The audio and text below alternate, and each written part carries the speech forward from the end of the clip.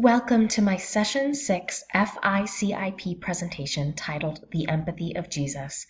My name is Meredith Coulter. I am a student in the College of Adult and Graduate Studies at Colorado Christian University.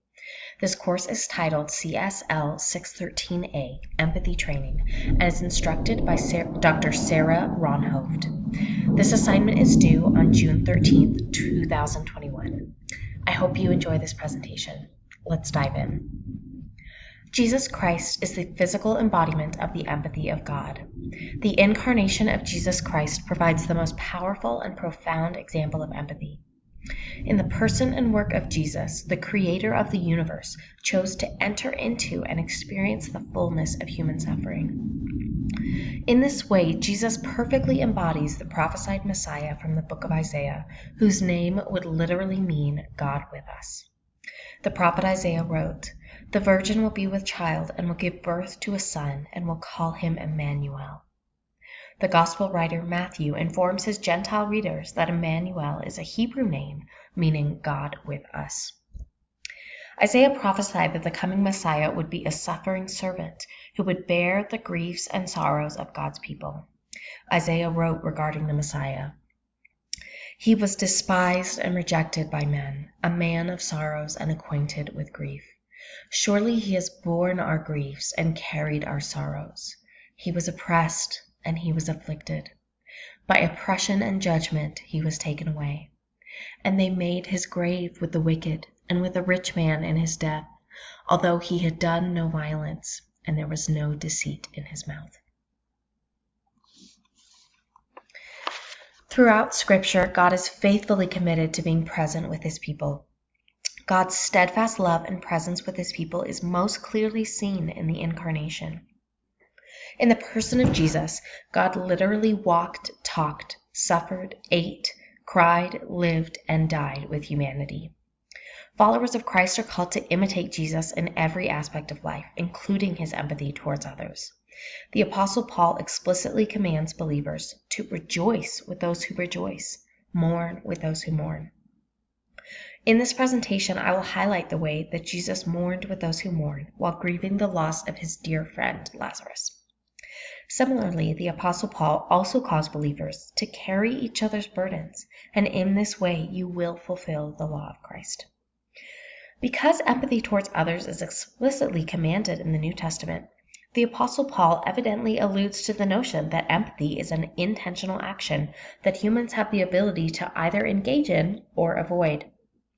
This leads us to an important question about the nature of empathy itself. We will explore in this presentation two different perspectives regarding the nature of empathy, as either conscious or subconscious. First, the conscious view. This view maintains that humans are able to either increase or decrease our empathy towards others by cognitive choice. We will first consider the perspective of Christian Keesers from the Institute of Neuroscience of the Netherlands, who holds this view of empathy as a conscious choice. The second alternative view maintains that empathy is a subconscious automatic process. Authors Hatfield, Rapson, and Lay represent this perspective, as well as authors Solovitz and Perry. Next, we will observe several biblical accounts which provide examples of a lack of empathy in some cases, as well as other instances of profound empathy. The well-known parable of the Good Samaritan provides a clear contrast between the priest and Levite, who both demonstrate a lack of empathy, and the Good Samaritan, who Jesus elevates as an example of profound empathy and compassion towards his neighbor. First, we will examine the lack of empathy demonstrated by the priest and the Levite. The priest and the Levite exhibit a shocking and tragic lack of empathy for a man who has been robbed, fatally wounded, stripped, and abandoned. The gospel writer Luke records, "A man was going down from Jerusalem to Jericho when he was attacked by robbers. They stripped him of his clothes, beat him, and went away, leaving him half dead. A priest happened to be going down the same road, and when he saw the man, he passed by on the other side. So too a Levite, when he came to the place and saw him, passed by on the other side." The priest and the Levite intentionally avoid encountering and experiencing this man's suffering. The priest's and Levite's intentional refusal to experience empathy with the wounded man seems to align with the conscious view of empathy, in resonance with Christian Kacer's claim in his presentation on the empathic brain. Let's take a few moments to watch a brief clip of Kacer's presentation. But we were as well interested in the real extremes of empathy. So we got interested in trying to see what would happen in psychopathic criminals. So one of the ideas is that they lack empathy, and that the reason why they do terrible things to others is because while they hurt someone, they don't empathize with his pain, and that takes away the barrier towards hurting others. So we put people in the scanner and showed them movies in which they could see in the scanner somebody else experiencing pain.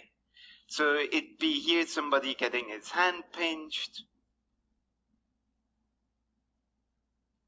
again, or then having his finger twisted, or being slammed.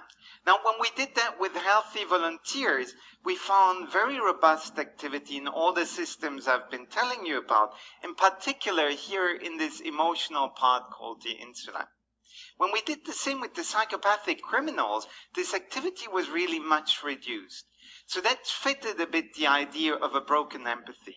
But then my wife had the idea, let's scan them again, but this time we'll ask both groups to try and empathize as much as they can.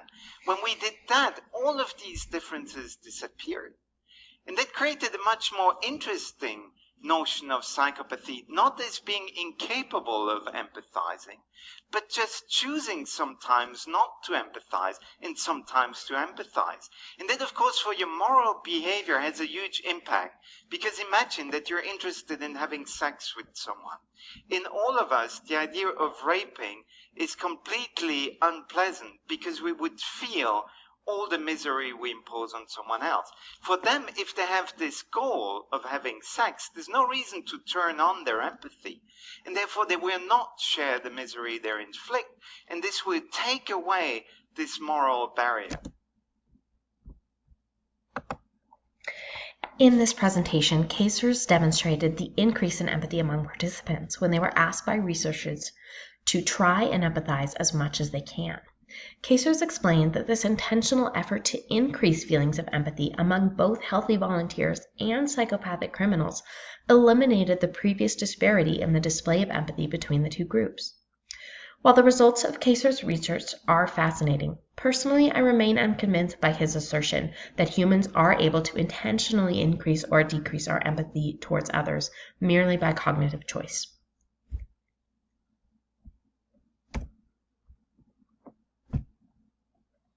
In contrast to Kacers' claim, there is ample evidence of these subconscious or automatic aspects of empathy.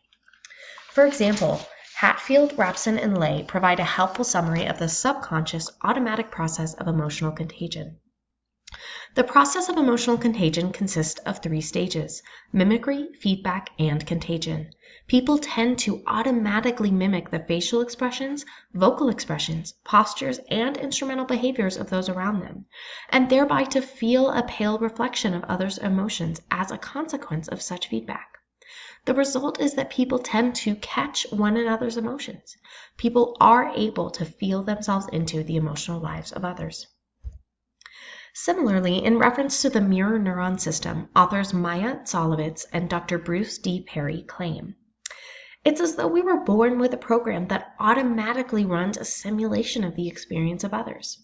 Rather than having to try to consciously consider, what would it be like to feel what he does? We do it without even thinking, our brain mapping the other's experience onto our own limbs and body. This kind of empathy isn't at all about conscious deliberation.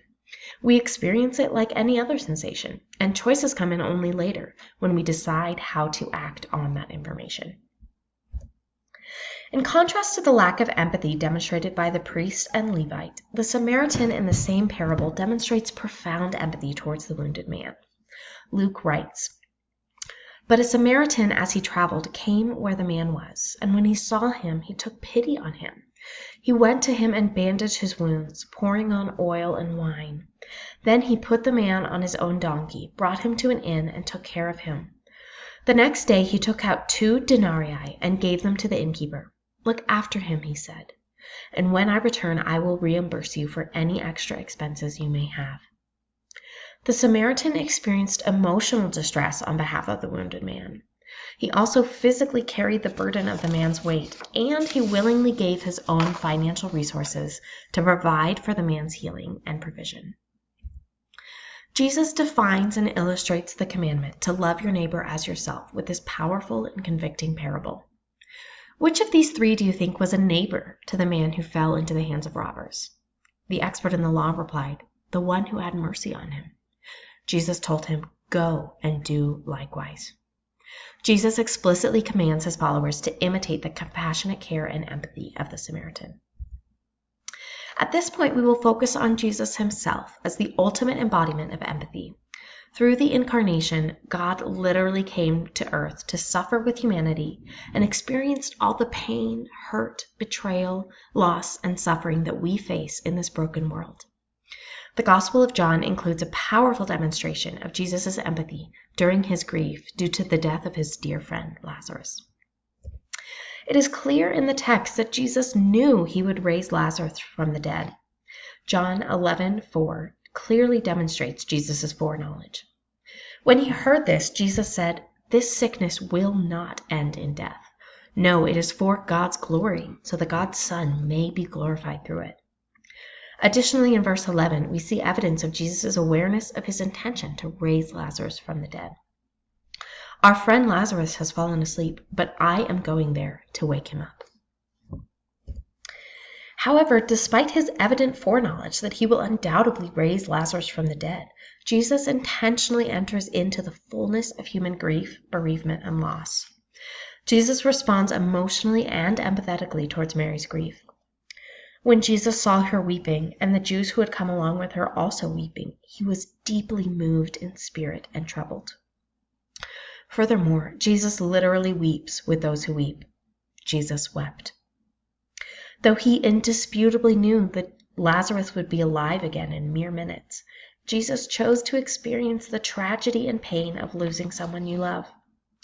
I believe that Jesus wept for the loss of his friend in order to demonstrate God's profound empathy for humanity in our suffering and loss in this life.